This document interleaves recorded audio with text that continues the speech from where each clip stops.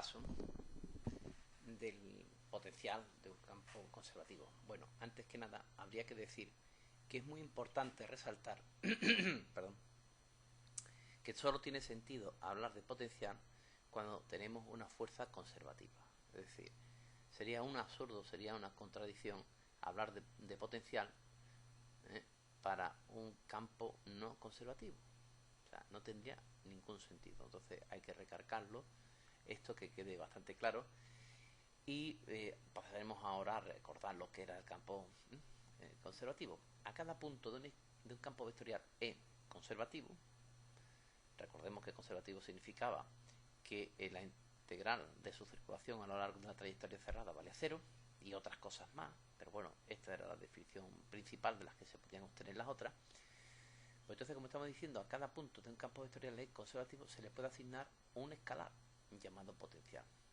Recordamos, por tanto, que solo tiene sentido si el campo E es conservativo, que designaremos con la letra V, de manera que la circulación entre dos puntos A y B del campo nos dé la diferencia de potencial entre dichos puntos.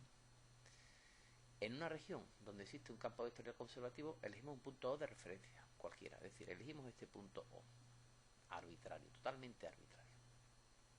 Y otros dos puntos cualesquiera, A y B.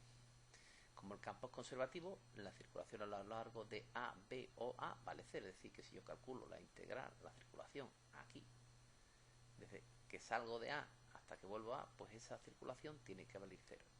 Esto viene representado por este símbolo.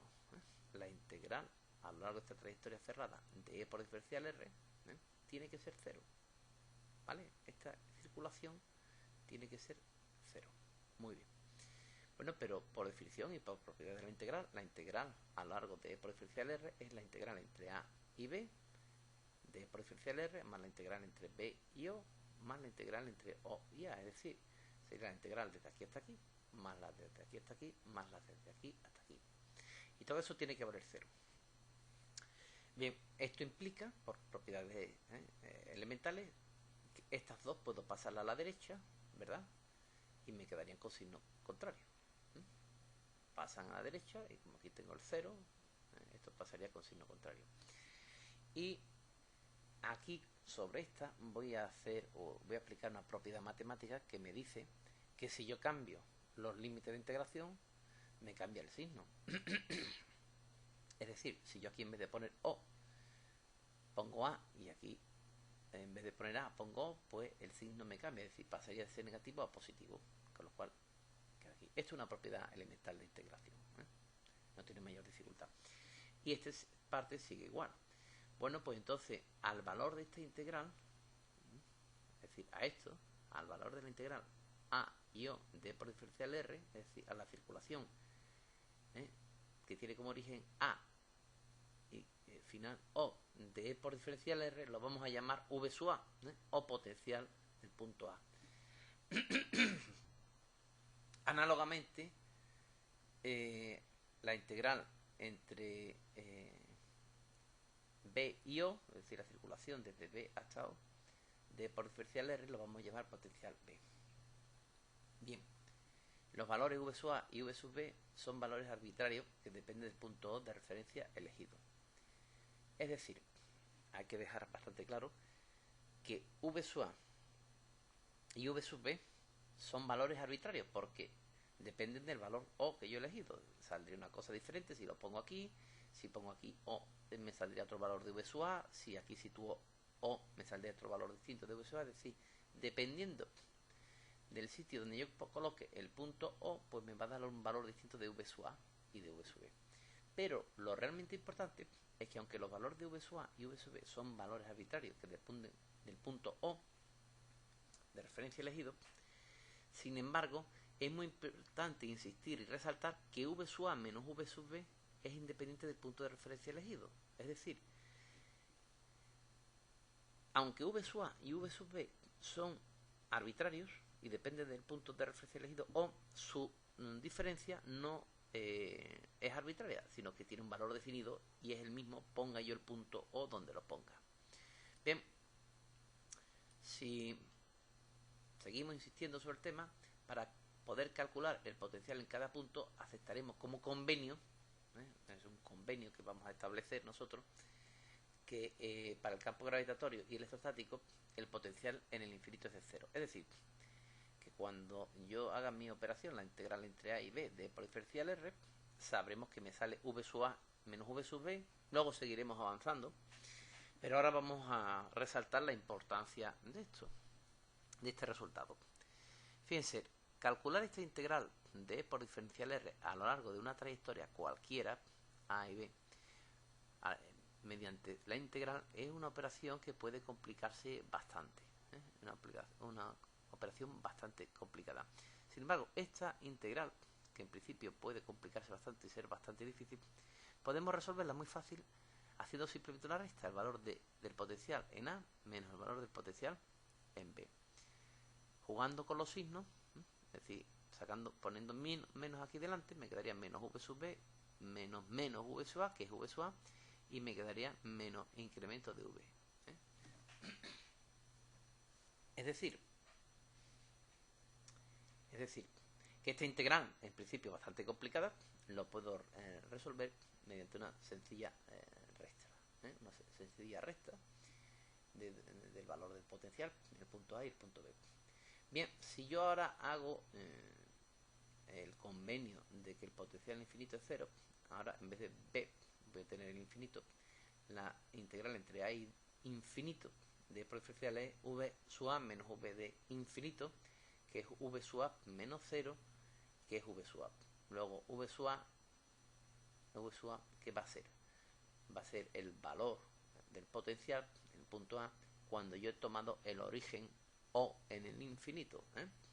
Recordemos que aquí ponía yo el punto O.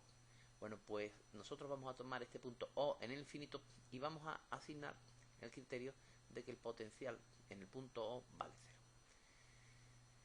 Bien, estos campos a los que se les puede asignar un potencial se dice que derivan de un potencial escalar. Todos aquellos puntos del campo que tengan el mismo potencial pertenecen a una superficie equipotencial. Bueno, ya vimos un concepto de esto, parecido, no era igual, pero sí lo que era una superficie equiescalar en el ejemplo que pusimos de las isotermas y las isóbaras. Bien, vamos ahora a ver, ya hemos dicho que no es exactamente igual que una superficie equipotencial, pero bueno, para hacerse una idea, es una superficie equiescalar. Vamos a ver ahora una superficie equipotencial, las propiedades que tiene. Primero, la circulación a lo largo de una línea que pertenezca a una superficie equipotencial es nula. ¿Por qué? Porque cuando yo calcule esta integral me va a quedar V sub A menos V sub B. Pero como V vale lo mismo en todas las curvas, pues me va a quedar que esto va a valer 0. Porque el potencial en A es igual que el potencial en B. ¿De acuerdo? Es decir, que nosotros, cuando calculemos la integral a lo largo de una superficie equipotencial, va a valer 0. Va a valer 0. ¿Y por qué va a valer 0? Pues va a valer 0 porque V sub A y V sub B va a ser 0. Ya que, la diferencia V sub A menos V sub B va a ser 0 porque tenemos una superficie equiescalar. No olvidemos. Si yo calculo la circulación entre este punto y este, todos están en el mismo potencial. La superficie equipotencial. Luego la diferencia, cuando yo me desplazo en esta trayectoria, va a valer 0. Eso es evidente. Bueno,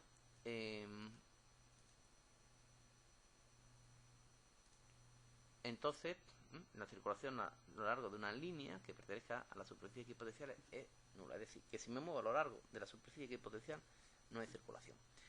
Bueno, un resultado muy importante, y lo podemos sacar inmediatamente de esta propiedad, y de la definición, que hemos hecho de circulación. Si la circulación vale 0 en cualquier superficie, entre cualquier punto de una superficie equipotencial, es porque el producto escalar E por diferencial R vale 0. Es decir, el campo eléctrico va a ser perpendicular a las superficies equipotenciales. El campo eléctrico va a ser perpendicular a las superficies equipotenciales porque esta cuenta siempre tiene que valer 0, y para que esta cuenta valga 0 es imprescindible que este producto escalar vale 0. Y si el producto escalar de por diferencial R vale 0, es que E es perpendicular a la diferencial R. Y si es perpendicular a la diferencial R, significa que el campo eléctrico E, o cualquier campo conservativo, es perpendicular a la superficie de nivel. Bien. Bueno, pues aquí lo tenemos, las líneas de campo son perpendiculares a la superficie equipotencial. Bueno, desde el punto de vista de nuestra formulación y con objeto de darnos sentido físico a la función potencial, en la definición matemática hemos introducido un signo negativo. Ya lo explicaremos eso más adelante, ¿vale? Sí vamos a resaltar un pequeño comentario más, y es que fíjense, el campo eléctrico o el campo E es perpendicular a la superficie equipotencial. Y fíjense, ¿dónde obtenía yo la máxima variación? Esto lo hemos visto unos días antes. ¿Dónde obtenía yo la máxima variación? La máxima variación entre este punto y este se obtenía no con esta línea, ni con esta, sino con esta. Es decir, la que era como perpendicular a la superficie X escalar. Hablábamos aquí de X escalar. En nuestro caso va a ser X potencial, porque voy a tener un potencial. Mi escalar va a ser un potencial. Entonces, esta era la dirección de máxima variación, que ya lo vimos. Y además sabemos que el campo tiene que tener la dirección perpendicular. Luego ya podemos obtener una conclusión inmediata, que es la siguiente: que el campo tiene la dirección de la máxima variación del potencial. O sea, dos cosas. Primero, el campo es perpendicular a la superficie equipotenciales, estamos viendo aquí, y además tiene la dirección donde la variación de V es máxima. Muy bien, pues una vez visto esto, vamos a particularizar al caso particular de un campo de fuerza. Decíamos, el caso particular de un campo de fuerza, era que cuando el campo era un vector, cuando el campo era un escalar, tenía un campo escalar. Cuando el campo cuando tenía un vector, tenía un campo vectorial. Y si el vector era una fuerza, entonces tenía un caso muy concreto, que era un campo de fuerza. Dicho de otra manera, hay dos tipos de campo, vamos a resumir. Hay dos tipos de campo: uno que es escalar, y es cuando en una región del espacio tengo un escalar. Otro que era vectorial, y es cuando una región del espacio, a cada punto de la región le corresponde un vector. Bueno, pues si ese vector no es un vector cualquiera, sino que es una fuerza, entonces yo tendré un campo de fuerza, que es el caso que nos ocupa ahora. Entonces, la magnitud vectorial definida en cada punto es una fuerza. La circulación coincide con la definición que hemos dado de trabajo. Claro, porque yo trabajo. ¿Cuál fue mi definición de trabajo?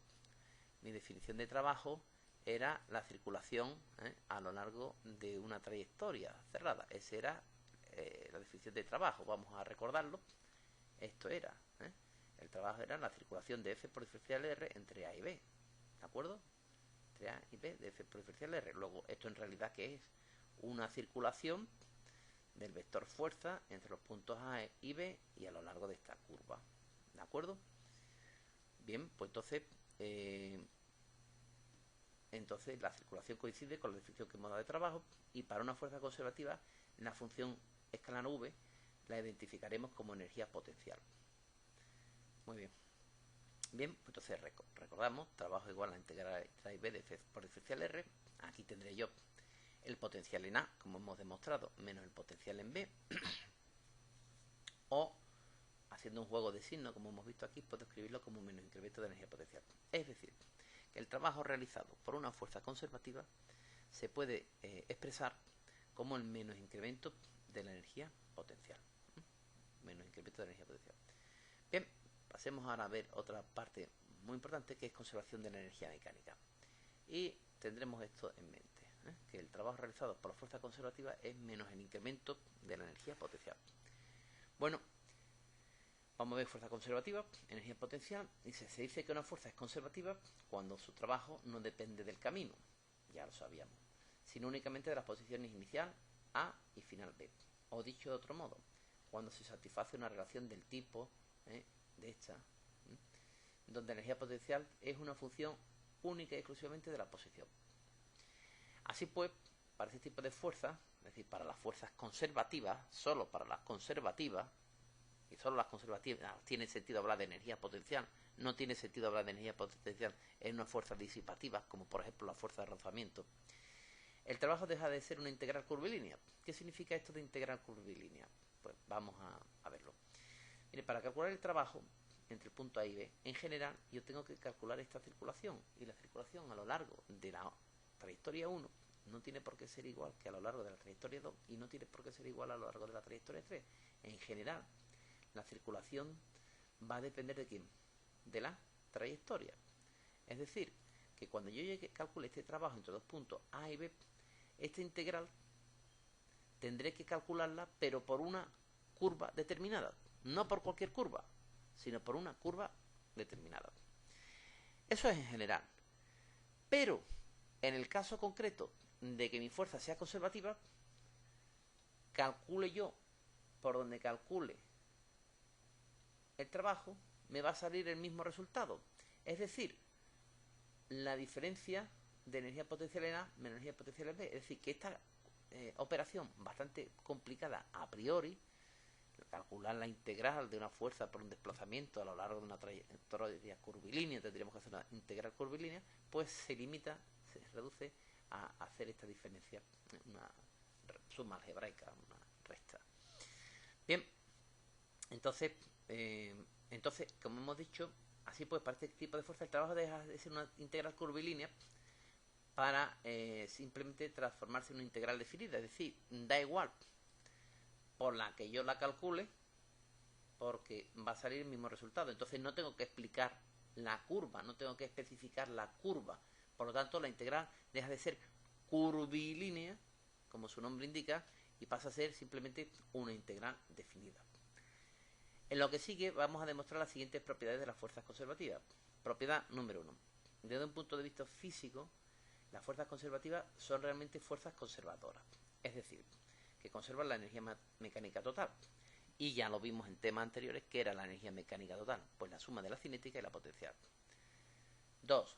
La conservación de energía mecánica y la propia noción de energía potencial están ligadas a este tipo de fuerza y únicamente a ella. Esto es lo que hemos venido explicando durante todo el desarrollo. Es decir, que no tiene ningún sentido hablar de energía potencial ni de potencial cuando los campos no son conservativos.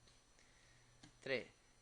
La fuerza conservativa tiene la propiedad de devolver el trabajo que realiza para vencerla. El trabajo realizado venciendo una fuerza conservativa queda almacenado en forma de energía potencial. Bien, vamos a explicar esto.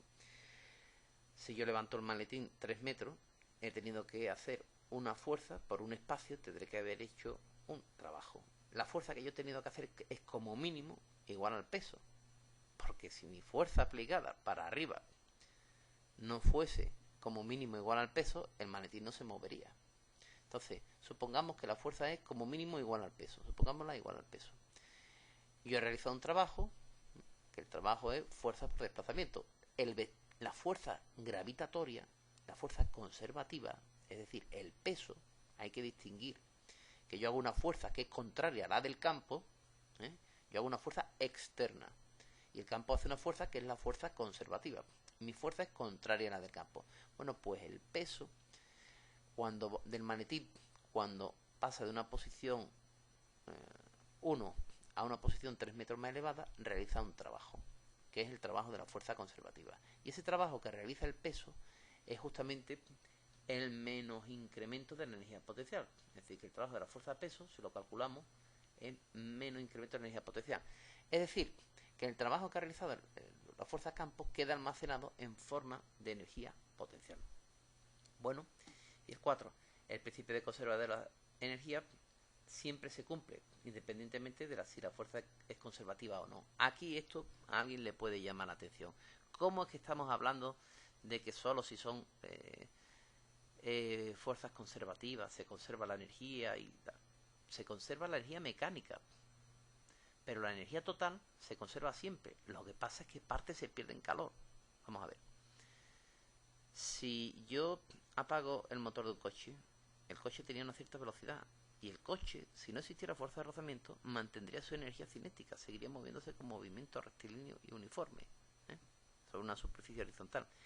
Pero esa energía cinética se va perdiendo, se va degradando, porque hay una fuerza que es no conservativa, que es la fuerza de rozamiento, que me está disipando la energía del coche en calor, ¿eh?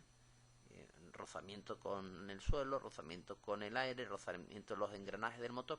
Es decir, que la energía mecánica la energía total sí se conserva, sean las fuerzas como sean. Solo podemos hablar de conservación de la energía mecánica cuando la fuerza es conservativa. A ver si queda claro. La energía se conserva siempre, ese es el primer principio de la termodinámica. La energía ni se crea ni se destruye.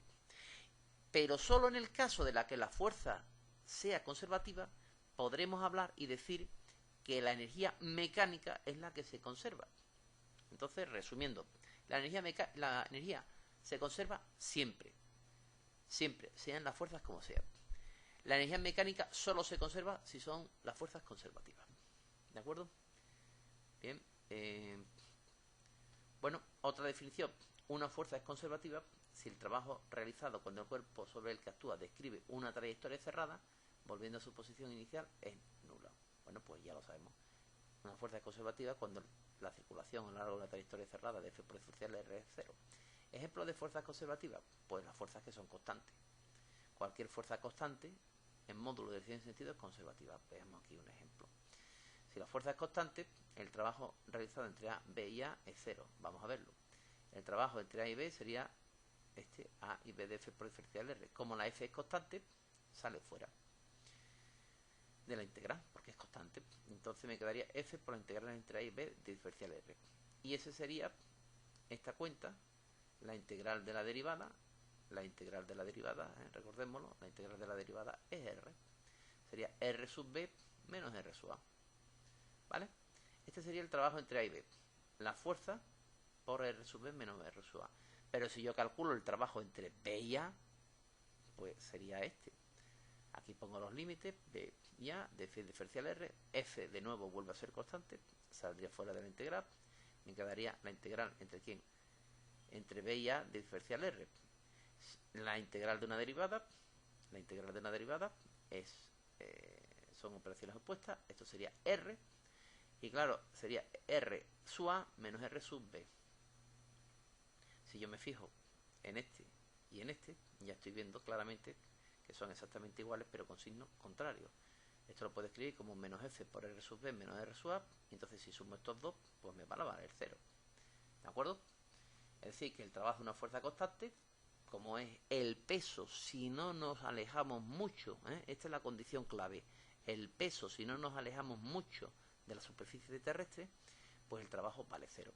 Para el caso particular de la fuerza peso, vamos a hacerlo, peso igual a menos mgj, porque el eje porque tenemos este eje, el trabajo entre B sería la integral entre B de P por diferencial R.